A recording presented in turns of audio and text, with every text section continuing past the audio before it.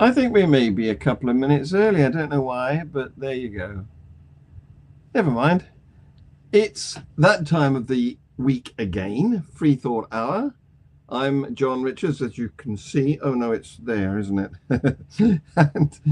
and I'm saying good morning, afternoon, evening, wherever you are, and welcome to the show.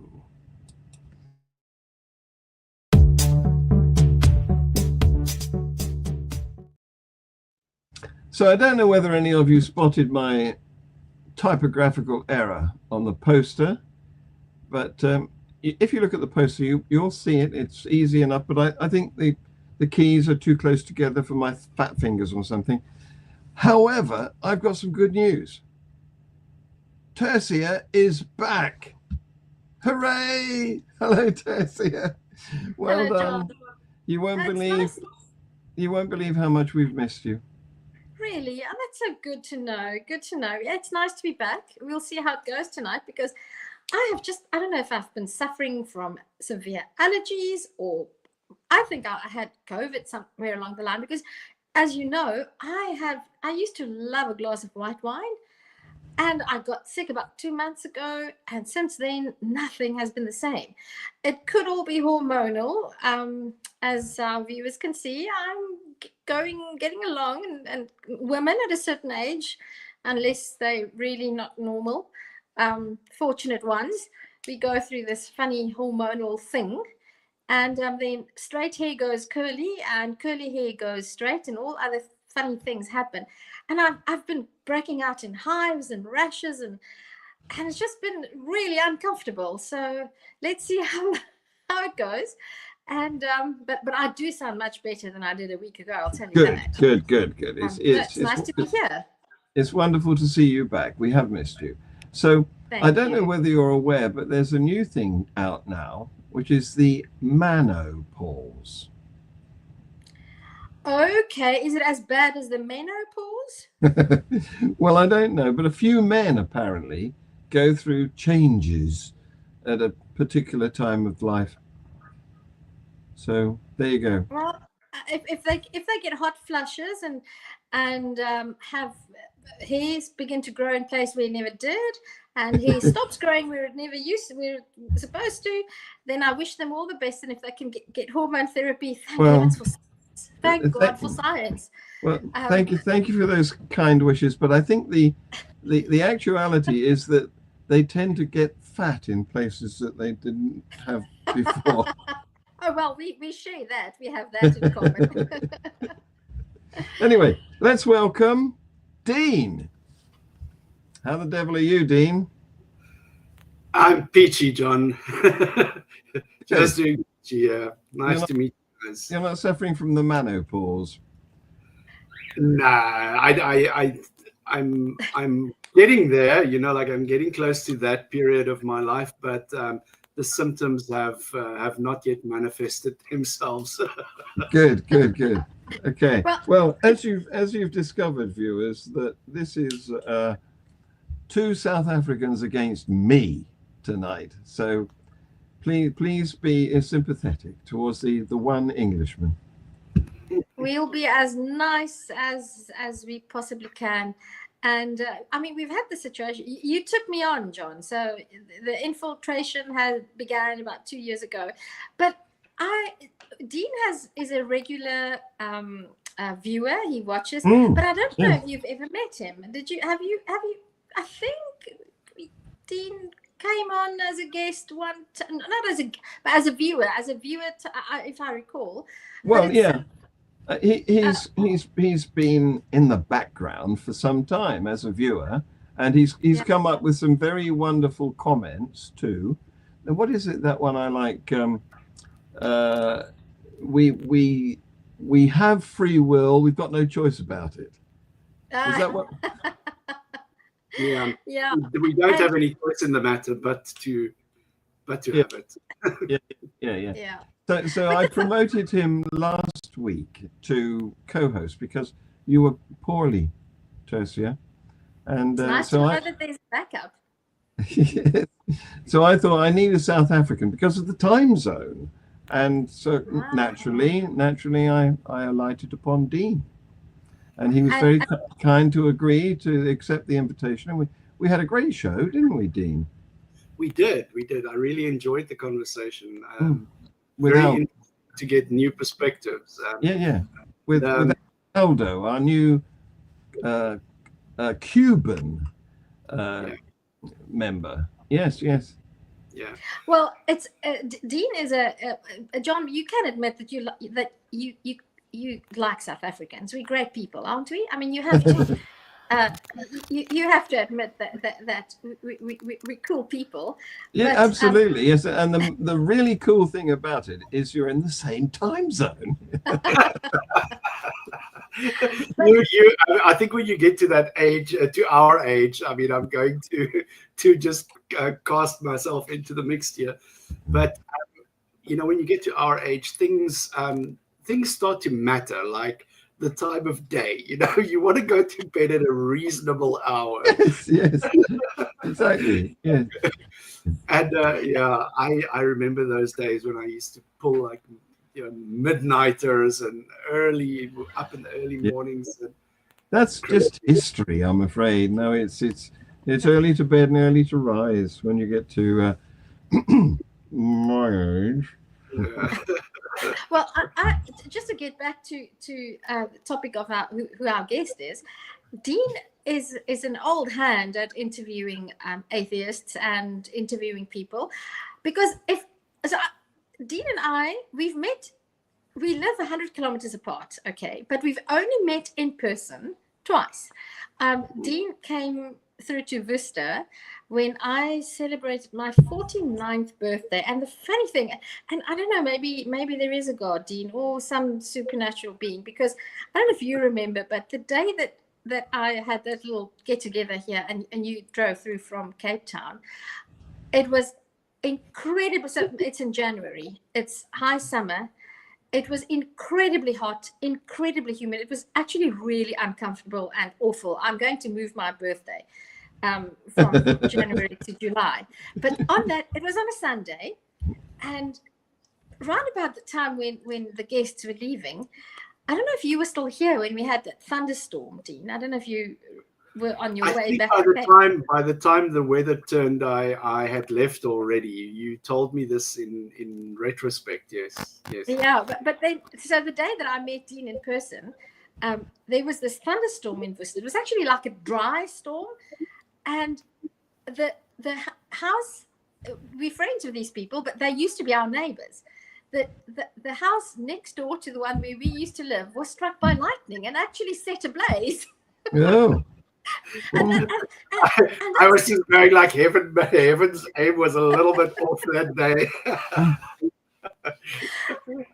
and what made it so funny for me was that when I deconverted, I lived in that house at the time of my deconversion. And there was one night where I just finished reading Richard Dawkins' God Delusion, and I realized I'm an atheist. And I sort of, I was still in the deconstruction process, and I had to wrap my mind around this thing that I'm an atheist, because in our culture, and Dean will confirm this, an atheist and a communist, those are two, and a humanist, those are three things.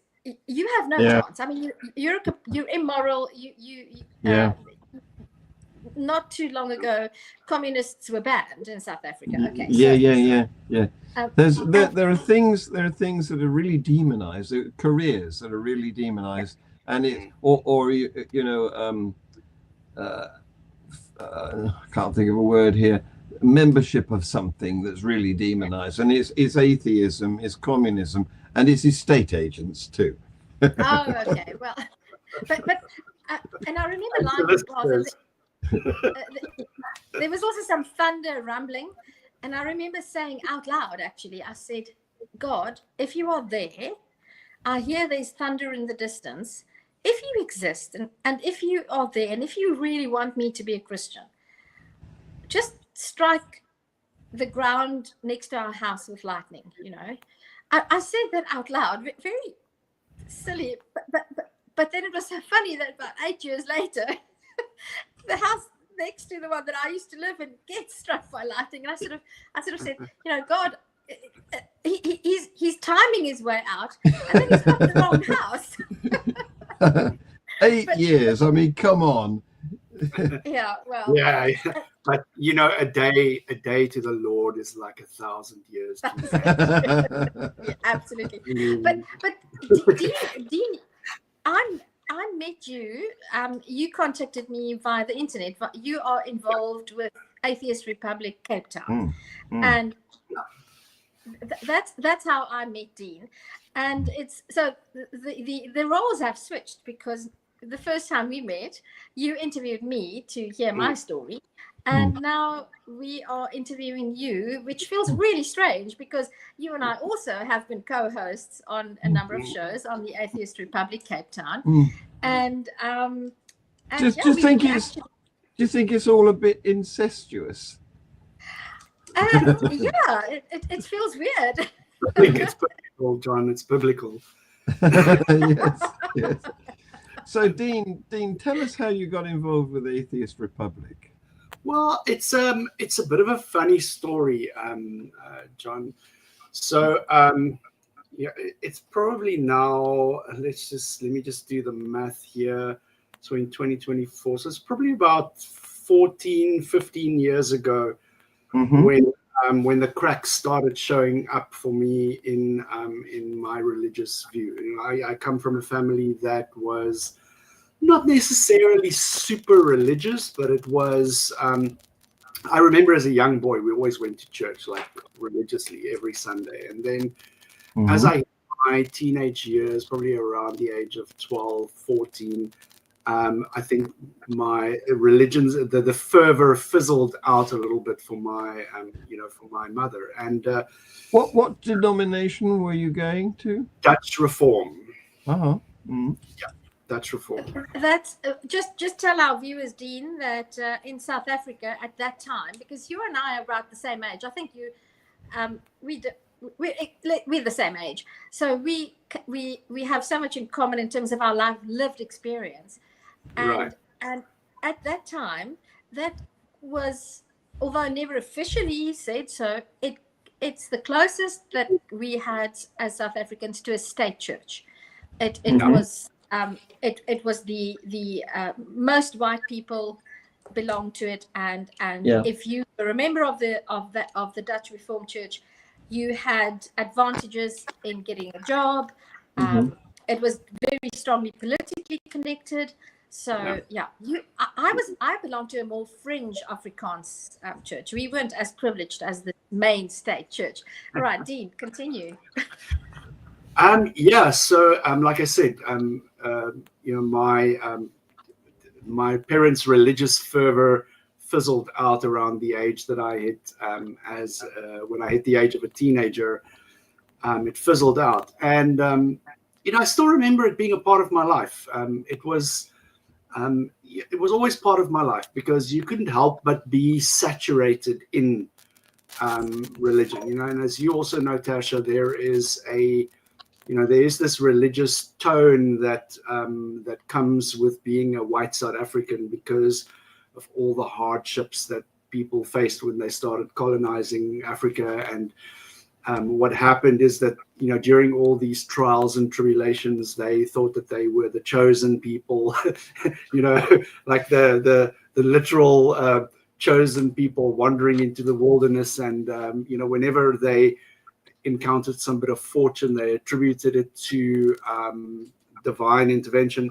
And then what happens is this sort of like seeped into the cultural zeitgeist, and people became, this chosen nation. In Afrikaans we call it the verkore volk, so it has nice alliteration and everything in it. But to get back to my bit, the wheels started coming off for me when I left my mother's home at the age of 17, I believe. That's when I hit 17, Nelson Mandela was released from prison, and it wasn't long before that. I finished school when I was 17 years old, so I left my mother's house and I went to a completely different city. And when I moved to this new city, I encountered, for the first time ever in my life, another religion. So it was, in the eastern part of South Africa, there is a subtropical region in a province called KwaZulu-Natal now. It used to be just called Natal in, when I was there. And I encountered, because we've had a lot of immigrants from the Indian subcontinent, and I encountered a new religion. And I said to myself, like, what's this Hinduism all about? Wow, this is so interesting. And I don't know, I was always disillusioned with, because people always told me that, God will have a direct impact in your life, and it'll be a very impactful relationship that you have with somebody. And I never had that, people, and I don't know whether it's like part of the mass delusion or the psychosis that's involved in that group of people when you are in a church and it becomes part of the practice. People start having these experiences, but I never had any of that. And I always thought there was something wrong with me, that my faith wasn't strong enough, that that I had some inherent sinful nature or something that's preventing me from, getting this full, rich experience that everybody else seems to be having around me. Did you know? I always think of that aspect of religions. It's particularly Christianity, isn't it? That accuse you of being at fault because you haven't fallen for the delusion that all of the gullible people have fallen for, and it's gaslighting, isn't it? It's gaslighting 101. Yeah. So the problem isn't the system; it's you. You are the problem. Yeah. It's so insidious how this is built into it. It's only once you step out of that bubble and you look as if to say from the edges on in, that you notice these cracks in the system. But yeah, to get back to the journey, when I encountered another religion, Hinduism, I was fascinated. It was so new and shiny, and it had all the different aspects. And then, I even at one stage considered, deconverting from Christianity and switching over to Hinduism. But which one? Hinduism is a multifaceted, isn't it? I know. That much I only learned as the journey progressed. I never, it was a passing, like I said, it was a passing phase, because, granted, at that stage, I was probably like 19, 20 years old. I didn't even know my ass from my face. But at that age, I knew for a fact I was disillusioned with Christianity. Yeah. So, I didn't really embrace anything outside of Christianity, but it dawned on me only a few years later. It dawned on me, and it's funny how logic works. I've always been somebody who likes to analyze and be very analytic and specific and dissect things in minutia to get a clear understanding of it. And what happened is this plagued me, this fact that there are other religions than the one that I was brought up in. We were so insular in in the apartheid era. The European population here, we were isolated, we were insulated, and we had very little exposure to anything other than what we were being fed, spoon-fed from the people in authority. So when like I said, when I encountered these ideas, it's only later that it dawned upon me that it is not logically possible for both religions to be true simultaneously. Yep. Because they have mutually exclusive claims. Yep. Right. So I went on this journey, and I even read up on Islam, and I wrote, thank goodness that bug didn't bite me. I'm just saying, like, I read up about Islam, and there was another thing that like not all three of them can be true at the same time. Yeah. Because yet again, they make exclusive claims. Yeah, but they can all be wrong. That was the straw that broke the camel's back for me, John, because the second unimaginable as that question might be, because there has to be something. We were brought up with this thing of like, where do you come from? Who made you? Who breathes life into you? How do you know to wipe your own ass if there's not a man in the sky watching? And especially if you don't know your ass from your face too. I mean, that's a problem.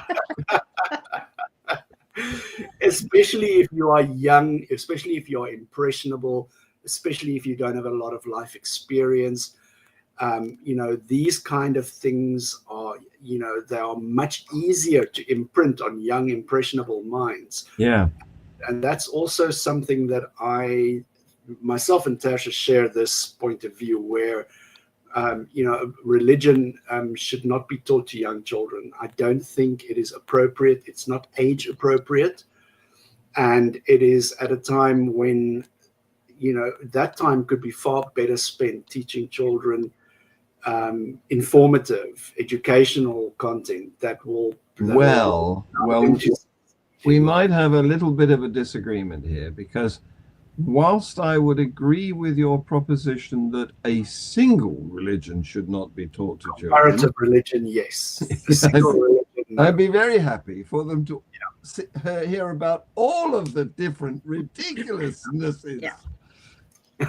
Right. But yeah, like I said, that was when the wheels started coming off for me. And then, it wasn't until, I knew then that I am not going to be walking a religious road in my life. And, I stopped caring about it. It was only like until it was about, like I said, 14 years ago that I, put words to what I was actually thinking and feeling and said, okay, this is it. I'm an atheist. I don't believe in it. Don't approach me with religion. Did you have to sort of step up, sort of gird your loins to accept that you were this horrible thing? John, I always liken this journey of, people have these come to Jesus moments where they say they were standing in the middle of a field and the sky opened and, the voice of God came in a beam of light and struck them on the forehead. It was not like that for me. For me, it was, I always liken it to being burdened with an incredible load as you embark on a journey. And during that journey, you start unpacking and, just to lighten the load, to make the journey less tedious and onerous, you unburden yourself of the load that you're carrying, only towards, halfway through the journey, discovering that you've actually completely dropped everything that you were carrying, that it is so much easier and so much lighter to go with all this baggage. And for me, the big thing was, our version of Christianity taught us that we were sinful by nature. We were shameful by nature, that our bodies were something to be ashamed of, that we should approach relationships with other people in a certain way. And the second I let go of the dogma, it was like my world opened up to just new experiences, new people's, new insights. And it was such a more authentic and rich experience of life.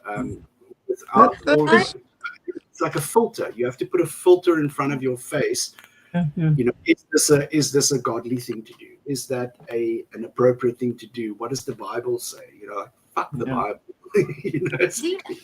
I want you to talk a little bit about your activism, because that's another thing you and I share. We are both activists, and I know that if Dean won the lotto, that he probably, if it was enough, he would pay off his debt, and then I think he would be an all-out, full-on atheist activist, and Dean, you know, I would join you and we would start a big radio station, and we would teach everybody about being non-religious is okay. Before we go there, if you don't mind, before we go there, I want to just pursue this little bit that Dean has talked about with the original sin idea, because I think that's heinous. I think trying to destroy the self-esteem of young children by telling them that they're sinful, that effectively they are to blame for everything. Yeah. That is one of the most abusive aspects of, I don't know whether it's true of other religions, but certainly true of Christianity. Exactly. Yeah, and it's you know, it's a ghastly thing to do, to tell young children that their children are innocent. Yes. They are innocent. They are blameless in most cases. Yes. But you know, then to take a young impressionable mind like that and to poison it with guilt and shame and fear, that's the one thing I always remember as a child. I was so scared. I was so scared of God and what was going to happen, you know, when I displease God, you know, like, and it was it's only as an adult that I realized how abusive that kind of relationship is, because it's just a parent's trick to subdue their children and make them controllable. It's horrible. I agree. Absolutely. Yeah, no, it's terrible. And yeah, but Dean, talk to me about atheist activism and why you think it's necessary, and how are we going to raise $1 million to begin our radio show? And how did you get involved with the Atheist Republic? Yeah, we still haven't gotten to that point. Because that's an American show, isn't it? It's actually run by, it was initially conceived, I believe, by an Iranian atheist called Armin Navabi, and he had some other atheists as well initially involved in it. They've since pulled out, but at this stage, it's run by Armin Navabi and Susanna McIntyre. So they are at the end of it. And what it is basically, John, is it is just it's basically run on Facebook. So it's a collection of Facebook. I often clip them for my Global Atheist News. Yeah. So it's an international amalgamation of Facebook groups. So each Facebook group is basically an autonomous unit, which is, they run it basically as as you would run an embassy in a country. So you know, every country has consulates in the major cities. That's why it's called a republic. So it's got consulates in the major cities, and they run autonomously. We do you know, what we like and what we see fit within our area. And some of the groups are pretty big. You know, one of our group here in South Africa, amongst the 3 cities, we recently, I think it was at the halfway last year, we went over 1,000 members. So we have a considerable community of people. But for me, I discovered them via YouTube. I was watching YouTube videos, and I saw Jim Majors, and he talked, and then I got through searching for him, I got onto Armin Navabi, and I searched for him, and then I found their content. And this was at the time when you know, the new atheists were making a lot of waves and online, and I was very, very glad and happy to find a community that was local. You know, it's an extremely isolating thing to be when you grow up in that environment where religion is part of the social sphere and the social connections that you have with people. When you leave that behind, there's a gap. You know, there's a gap in your life that you miss. You need that sense of community. We're animals, and it's nice to find that there are kindred spirits, isn't it? Otherwise, Exactly. It's very depressing being alone. There's such solidarity to be found in a shared experience. Yes. When human beings share an experience, be it religion traumatizes people. People always tend to talk about, oh, look at the good that religion does. Yeah. It helps so many people. It gives people hope. It helps people out of poverty. It helps women, and all of that. But the harm that it does, in my opinion, far outweighs any kind of window dressing and shop dressing and wrapping paper that you can put around it, because it's like a virus. Dr. Darrell Ray wrote a brilliant book called The God Virus, where he likens religion to He's been our guest. He's been our guest, by the way. Yeah, Darrell. he's an amazing human being. I also spoke to him. So Tercia is actually training at the moment to be someone who counsels people who've been damaged by religion. So can you tell us? Yeah, Tercia, go ahead. Yeah, I'm doing that through RFR. The process has been going slowly, because just when I think I'm well, then I get sick, and then so it's been going slowly.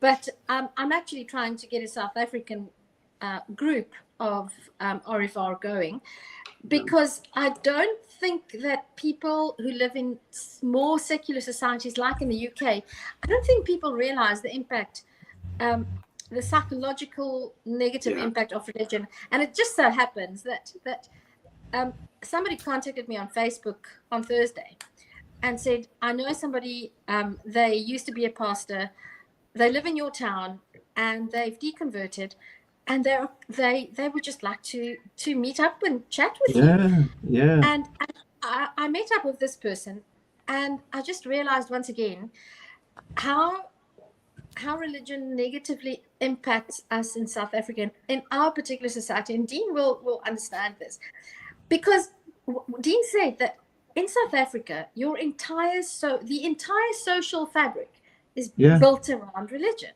Yeah. So if you are not religious, people don't know how to deal with you.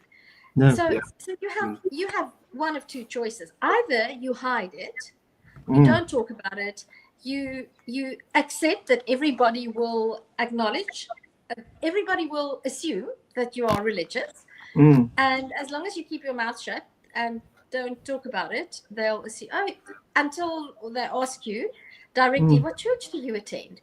And then you can either have some glib answer, I have a personal relationship, whatever you want to say, but you can't be honest. That's not how relationships work, Tasha. Relationships involve two people. I know. You and I know that. But it's so if you want to maintain a normal social life in South Africa, you either have to hide a part of who you are and what you believe about life and the universe. So when certain topics are discussed, you just have to keep quiet, because atheists and non-believers have views on things that differ quite dramatically from those who believe that God runs the world. So you have to keep a part of your life hidden, which is a very unhealthy way to live. And when you don't live authentic, that's what I was talking about earlier. Is like it forces you to be, inauthentic. It forces you to be fake, and it forces you to pretend. You have to stay in the closet. It's almost like being homosexual. Being gay, absolutely. And while being non-religious people are not persecuted in South Africa, by no means, because fortunately we still have a secular constitution, and there's no persecution or discrimination, although there are subtle in certain jobs. There is definitely discrimination, but it's very subtle. And I know many atheists who have small businesses. They have told me over and over again, you don't make it known that you're an atheist, because you will lose clients. You will definitely pay the price on the social level. And you pay the price on the social level. That's part of the activism that I want to be known for or want to get involved in, is just to be visible, because it's like it's almost like having that brother, when you have a brother or a cousin or an uncle that goes to prison. Everybody knows about them, but nobody talks about them.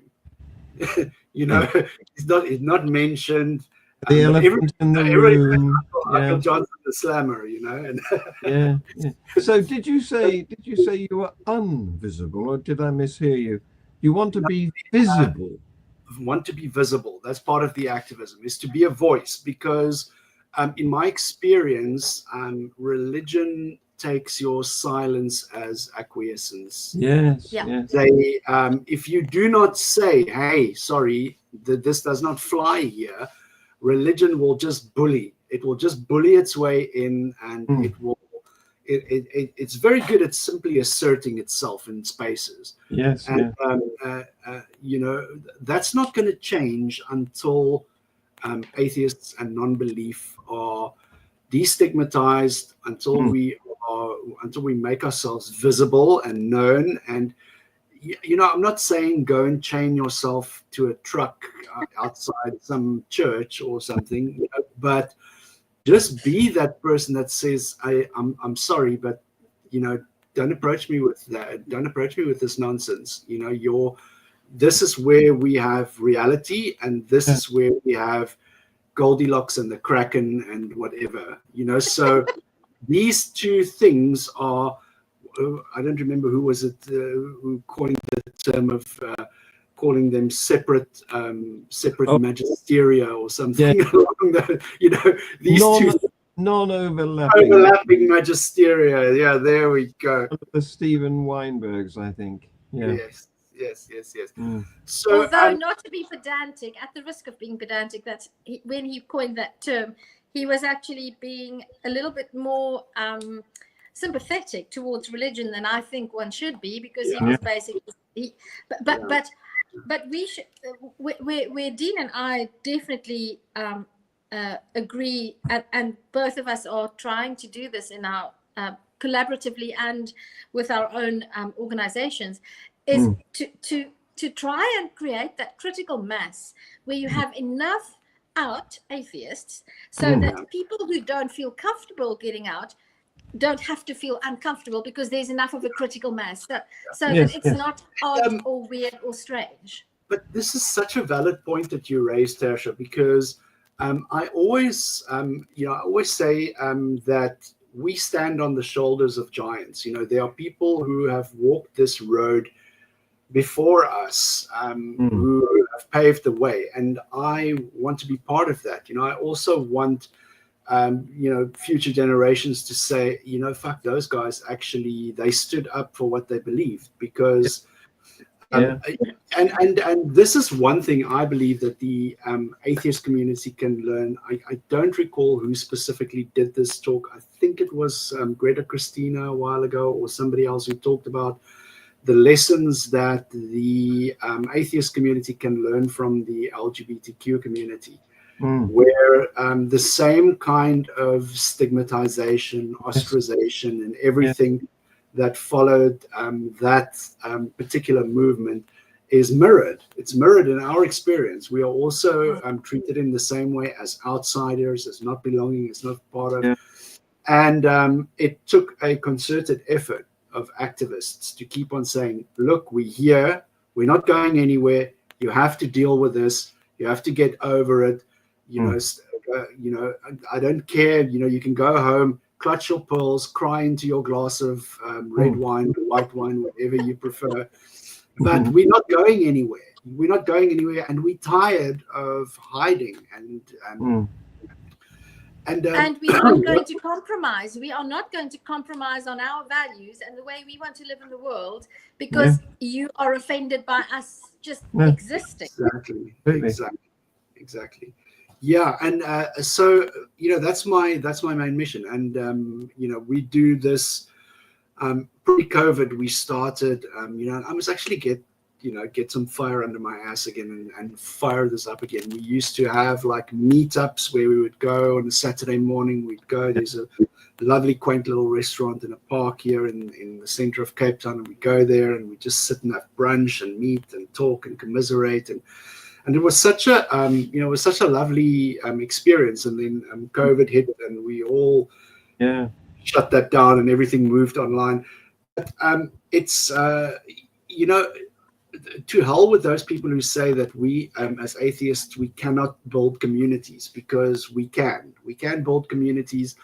These communities add value to people's life. They give people a sense of belonging. They give people a sense of solidarity, a sense of camaraderie, a place where people can ask for advice, where people can learn from other people's experiences. And it's important that we do this, because this is something that religion does extremely well. It does this extremely well. Somebody gets born, next thing they're in church being baptized. Somebody gets sick. Next thing there's a preacher in the hospital ward. Somebody dies. Where do they go to get married? They go to the church. Somebody gets married. Same story. So religion has co-opted. Religion has co-opted these. Or gets thrown in jail. They go after all of the vulnerables. Yeah. So I wonder the people in jail, the drug addicts, all of these people who find them, and it's predatory. That's the thing that I'm looking at. They are predatory. They are like hyenas, because they will go and look for a weak animal that's easy to pick off. They won't be like, they prey, but only on prey. See what I did there? The thing is, I would have more respect for a man of the cloth if they behaved like apex predators, like lions, and they go and they hunt and they find what they need to eat. But they behave like these miserly, hyenas, which are scavengers. They behave like scavengers. They have zero respect for that kind of behavior. So I want to introduce the idea of that community spreading, because I'm involved in organizing events, and some of them are online, some of them are subsequently online. I don't know whether because I'm the executive president of Atheism UK. I'm not sure whether you knew that. I knew that you were involved with some atheist organization. Initially, I thought it was Atheist Alliance, but I might have been mistaken. It was about 3 years ago or more, 4 years now. That was my role, yes, but I moved on to AUK. And, you can stick a job for about 4 years and then you need to move on, don't you? So that's what happened to me. And so now I organize events, and last year, for example, we had 2 events. One was in Birmingham and another was in London, and both of them featured Richard Dawkins and other impressive celebrity atheist speakers. And this year, I'm not in the lead on this occasion, because of things that have been going on in my life that have taken my eye off the ball. But I am co-sponsoring an event that's in the Royal Geographic Society headquarters, which is next door to the Albert Hall. So it's a prestigious location, and the event is on the 14th of December. And it's on that date because on the 15th, we couldn't get the 15th, but on the 15th, Christopher Hitchens died. So we're commemorating that wonderful anti-theist.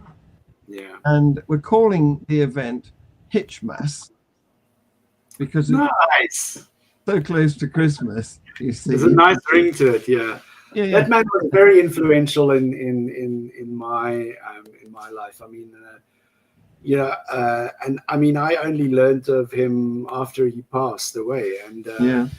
but influential, such a clear and crisp and robust intellect. Yeah. What an orator, indeed. Yeah. Indeed, yes. So we've got this event, Hitchmas, and it features Richard Dawkins and Lawrence Krauss and Douglas Murray, but our top of the bill is Stephen Fry. Mm. and And you and I will be here in South Africa, Dean, well, and we will. well, I've got a scheme. You see, I haven't actually got full agreement yet, but my scheme is to have because it will be videoed, but Yes. I'm trying to get one of the camera raw feeds Right. to use the day after. It won't be edited, obviously. Yeah. To use the day after in Wish You Were There events. Oh, around, that's just mean. That's just mean, John. But listen, around the world, you could gather in cities wherever you are and have a watch party that nobody else has access to. That'll be incredible. I'm definitely in on something like that. Okay, so Dean, I would send you the feed. Yeah, but you send me the feed. You send me the feed, and I'll make it happen, John. I'll make it happen. you need to get a room and fill it with people, and they will get as near as possible the experience of having been there the night before. Yeah. We can. There's many ways that we can skin the cat on that, but definitely, I'm saying, and that's the thing. That's the thing that I value so much is I don't remember where I heard this, but I heard this quote where someone said, "Intelligence is the rarest commodity in the universe. When you encounter it, treasure it, savor it, for it's rare indeed." And you just have to turn on your video feed to any channel that you watch on YouTube, or even your television set, or whatever you choose to consume your media on, to realize that it feels like we've reached the pinnacle of evolution, and we are starting to go downhill, because it feels like we are progressively getting dumber as a species. Well, I'm biting my tongue here and trying not to mention the American election. Sorry, I see we have Otangelo watching us. Hi, Otangelo. Yes. Nice Hi, Otangelo. Yeah, nice to see you. We need to do that thing, Dean. We'll be in contact. Dean and I speak not often enough, but we do speak often. And Dean's very good at technical stuff. He's my go-to tech guy. If I ever need something, he still has to teach me about TikTok and how to reach more people. But you've interviewed some high-profile people yourself, Dean. Yeah, I mean, I won't, not to. Come on, drop the names. Drop the names. No, I mean, I've interviewed. One of the highlights for me was interviewing Dr. Joshua Bowen. I've interviewed Zara Kay. But these are just the people that we see, that are online. The focus of my channel and my investigations here is to normalize atheism, and that means interviewing every single person that's willing to talk about it. I don't care if you've got PhD after your name, or if you are somebody who runs the corner shop. What the thing that I am. We'll talk to anyone. The thing that I'm interested in is the belief system and how you realized that it was a scam, how did you realize that it was a sham, what you did about that, how your relationships with your family members, your social circle, how that was impacted by your deconversion. Because 9 times out of 10 people, being an atheist has consequences. You know, it has consequences on so many levels, but the major level is on your interpersonal relationships, because we are a social species, you know, like you guys said earlier, and there's something that's built into a social species, is that in-group and out-group. It's something that comes from an evolutionary, you know, somewhere on the savannas a couple of 100,000 years ago, we realized, like, when we stick together, we tend to stay alive. The person that gets left behind is the one that gets eaten. You know? So we've realized that, and in order to maintain this cohesion, we have to get along with one another, because if one person gets angry at the other ones, they get ostracized. So this is a very, very deep primal aspect of our nature. And I've completely lost my train of thought. Why I've gone on this tangent, I have no idea. It was about stories. It was about your project. We were talking about the people that you've interviewed. Oh yes, and how your focus is on speaking to normal people, from just regular folk from everyday life. And I don't know if you've seen, but No, Tangelo, you must just watch me and John and Dean, and look at how happy we are and how satisfied we are. Atheism, no, Tangelo, Christ's command. Oh, Dean, she's reacting. She's reacting to this. That's I'm reacting. So, I don't know. You know, like, I've had my run. You know, I lovingly call him Tang Jelly. Well, you know that insipid orange flavored drink called Tang. You know.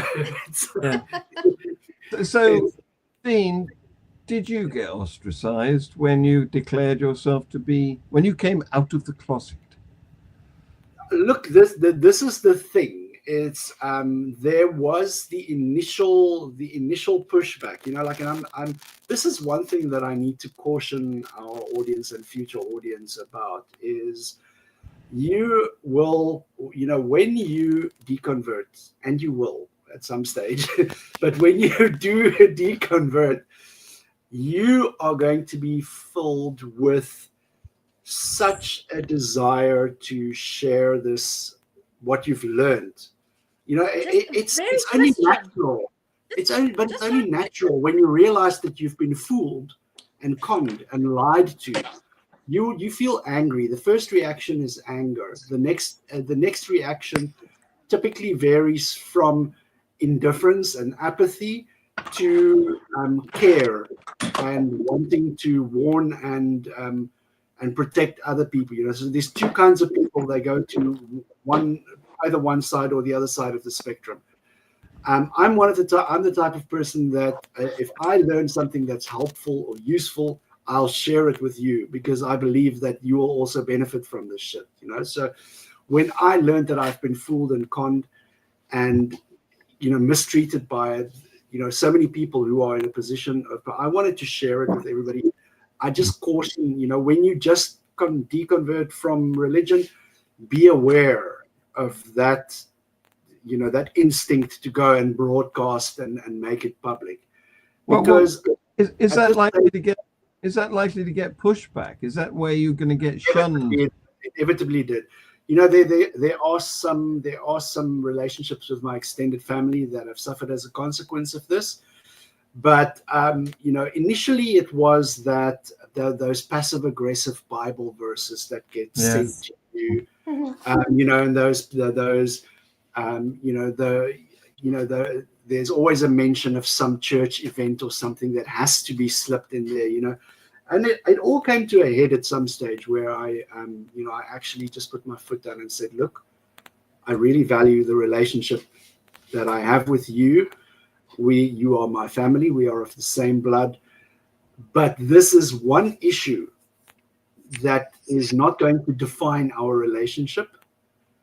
It is not, what you believe is your business, what I believe is my business.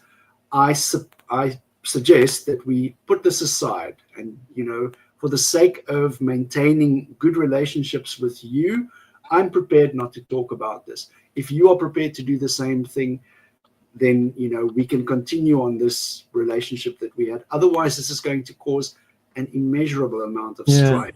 But and they were fine with it. They said, like, look, we realized. Yeah, okay. I'm sure it's necessary to keep relationships going in some cases, but it's horrible in that there's something that's taboo that you mustn't talk about between you. But John, if you think about it in logical, objective terms, there are certain other things as well that are taboo that you don't discuss with your family members. For example, if I'd hate to bring up an example, but think of your deepest, darkest secret that you will never tell anybody in the world. The desires that you have kept hidden under your pillow. Those things are also taboo. But those are also taboo things that you won't be discussing with your grandmother around tea. Am I missing anything? I've never had anything like that. Well, maybe I'm the only one with a bit of a spicy flavor to I haven't harbored a secret desire to have sex with what's her name, Swift, for example. I just haven't. You know what I mean, but you know what the essence is of what I mean is that, there are certain things that people keep private to themselves. It's an internal life, and then there's the life that you share with people. So religion is one of those things, we are never going to agree on the fact that, white Jesus came to save Africa from white Jesus. But we will never agree on that. So unless you want to waste the precious time that you have left on this planet and that I have left in these endless, useless cycles of hostilization and refutation, debate and debate. Have you been to the church in Soweto that has a black Jesus? I've read about that. There's also a Jesus that's in the shebeen the whole time, and he has a no, I shit you not. There's a shebeen Jesus that has church where everybody drinks and gets plastered. I shit you not. Go look up pastor in the shebeen. look at Angelo. Look. Yeah, and this is another example. This is another example of how religion. He would keep us mute. If he had the chance, he would keep us mute. Yeah. No, because it's an imposition. Religion is an imposition. It's an imposition on me. Why can you not be happy? Why can you not be happy, kid, with your religion? Why do you have to why will you only feel comfortable and content if I also believe something that you do? Are freakery. You that insecure? Are you that insecure about the veracity of your belief that you will only feel soothed and comfortable if I also buy into your delusion? Get the fuck out of here with that nonsense, man. Don't come and waste my note. In the last minute, just before we get out of here, that's what Atangelo said, and I want to close on that, and we'll begin next time when Dean and I speak. Atangelo says, I think atheists keeping their beliefs for themselves is a very good thing. But does everybody ever consider, do believers consider that if they kept their beliefs to themselves, we would not have had a need to push back? Yeah, I think. A question. I don't think. I have to get this sentence in, even if it kills me. Right? Go on. My atheism is. You'll never find me out there making the statements, doing all of that. My atheism is a response. Yes. It's a response to an imposition. Yes. So if you do not approach me with religion, you will never hear about my atheism. Yes. You'll never, ever hear. It's not something that I've been an atheist for so long. It's not something that comes up. Yeah. When I'm amongst like-minded people, yes, we obviously talk about it, but we don't. Day-to-day living, you'll never hear. I'm not even interested in talking about religion. It's such a non-issue. That's to right. me. There are far more important things. So the only time that I will assert my atheism is if you approach me with the madman, rib woman, talking snake, burning bush, zoo boat, incest, flood, more incest. If you approach me with that bullshit, you're going to hear about my atheism. I pick no bones about that.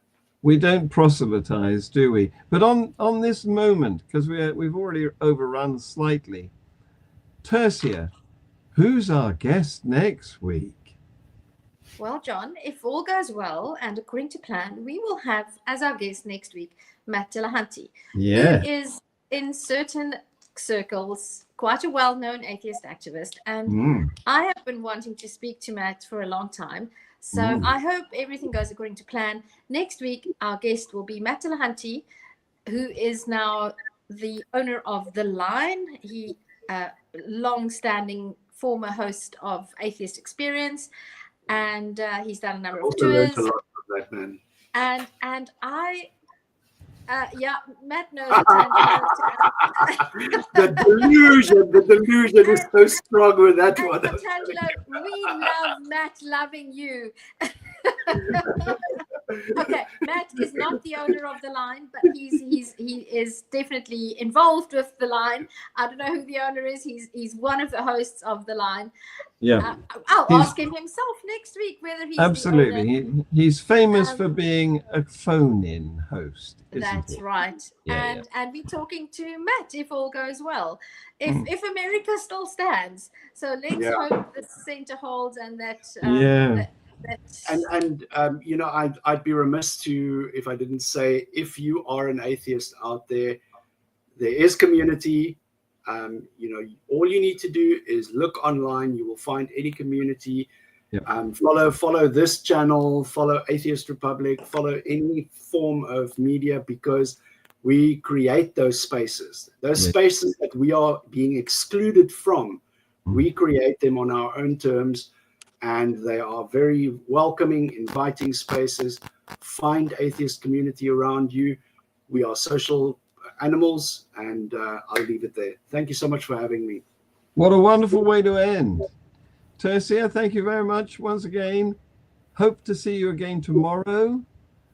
If you're I'll well give it enough. my best shot. Good. There's rugby on tomorrow, so. But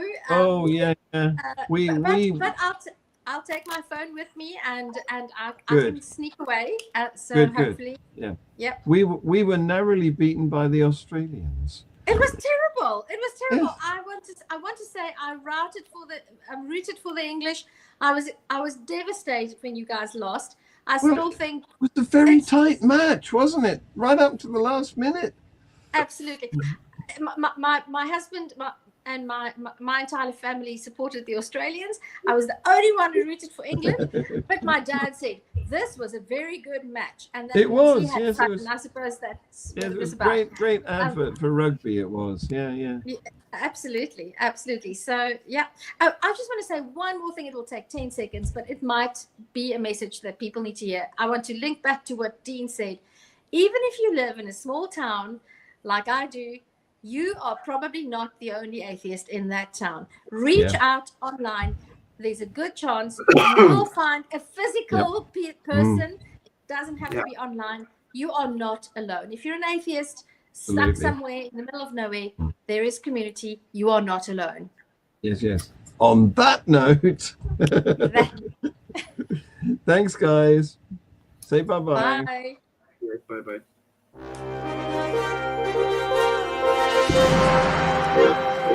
Thank you.